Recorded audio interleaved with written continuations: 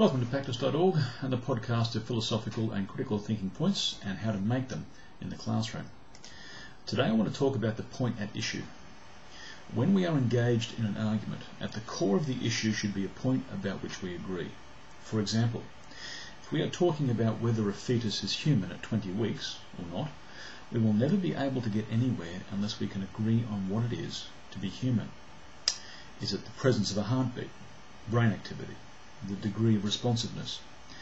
Unless we have common ground, at least in terms of definitions, we cannot meaningfully argue.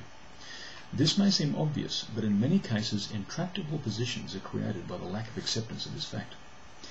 Now I've mentioned one, the issue of when a human begins, and of course the implications for abortion.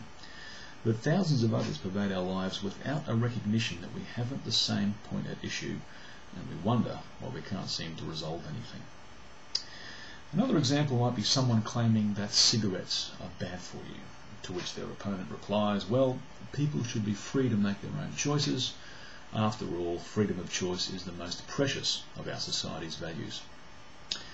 Now in this case, the opponent has masterfully led the conversation away from the original point at issue, that smoking is bad for you, and changed it instead into a theme centered on liberty. So the original point at issue was ignored and the conversation hijacked. The argument has, in effect, changed into something unrelated to the original one. It's become something you didn't intend to talk about. Now, without agreement on the point at issue, don't bother arguing. If you do continue, always try and draw the attention of the person with whom you are arguing back to the common ground.